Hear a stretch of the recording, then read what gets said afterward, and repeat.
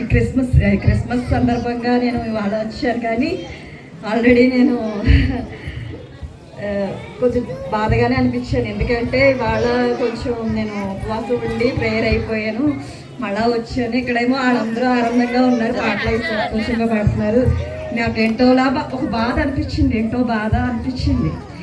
ఆ బాధ అనిపిస్తుంటే సరే అలాగే ఉన్నాను. కానీ దేవుడు అందరూ నాతో మాట్లాడాలంటే నేను ఇంకా ఏమనుకోలేదు. మామూలుగా నేను అనుకుంటున్నాను, ప్రేయర్ చేసుకుంటున్నాను, రక్తమేషం ఎక్కువ చెప్పుకుంటున్నాను.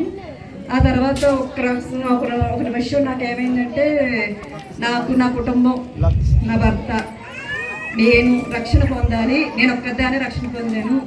నా భర్త, నా బిడ్డలు కూడా రక్షణ, అంటే వాళ్ళ విశ్వాసం ఉంది, కానీ పూర్తిగా వాళ్ళు మారాలి అని చెప్పి ఆ విశ్వాసం ఉంది. అంతేకాదు మళ్ళా నేను పూర్తిగా దేవుడు నాకు అన్నీ ఇచ్చాడు, సమస్తం ఇచ్చాడు.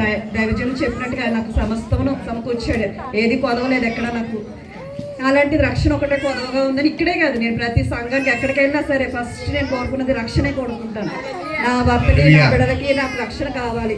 నా అన్నవారు నాతో పాటు నా దేవుడితో నిత్యరాజ్యంలో ఉండాలని ఆశపడేదాన్ని. అలా అయితే ఈరోజు మళ్ళీ దేవుడు మళ్ళీ నేను ఆ మూల కూర్చున్నా, నేను ఏకీపించట్లు మామూలుగా ప్రార్థనలో ఉన్నాను. నాకు శక్తి లేదు. ఈరోజు కొంచెం నీరసంగా ఉంది.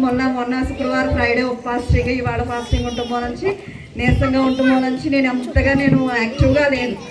ఎప్పుడైతే ప్రార్థన అనేటప్పటికీ, వాక్యం అయినప్పటికీ నాకు మళ్ళీ ఆసక్తి వచ్చేసి మళ్ళీ నేను ఇందులో కలిసేటప్పటికి దేవుడు మళ్ళీ నాకు వచ్చి అందరి మీదే వేస్తారులే, నాకు పెద్ద పట్టించుకోరులే అని నేను అనుకుంటే వచ్చి దైవజనుడు వచ్చి నిజంగా నా మీద చేతులంచి, నీ భర్త నువ్వు అన్నీ ఇచ్చావు నాకు, నువ్వు అనుకుంటున్నా అన్నీ ఇచ్చావు నీకు దేవుడు సమస్తమును.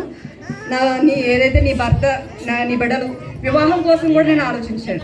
నిజంగానే అన్యులు వివాహం చెయ్యాలా? నేను ఇప్పటి వరకు ఒక రకంగా ఉన్నాను, నేను ఒక వేషధారణగా ఉండాలా ఏంటి, నా బిడ్డల వివాహం ఏం చేయాలి అన్న ఆలోచన ఇప్పుడే కాదు, నేను ఎప్పుడైతే రక్షణ తీసుకున్న తర్వాత నుంచి నాకు ఆలోచన వచ్చేసింది. నేను ఒక సండే స్కూల్ బిడ్డనే, అలాంటి నన్ను ఒక హిందూ మ్యారేజ్ అయ్యి ఇలా వచ్చి ఎక్కడికో వెళ్ళిపోయాను. నేను అసలు నిజంగా ఎక్కడికో వెళ్ళిపోయిన దాన్ని మళ్ళీ తిరిగి నన్ను తీసుకొచ్చాడు దేవుడు. మామూలుగా వదలలేదు, నన్ను వదలలేదు. నా భర్తలు నాకు చాలా సపోర్ట్ చేశారు. ఆయన సపోర్ట్ మూలంచి నేను ఎంతగా వెళ్ళాలో, చాలా సండే స్కూల్ టీచర్గా కూడా నేను ఉంటున్నాను.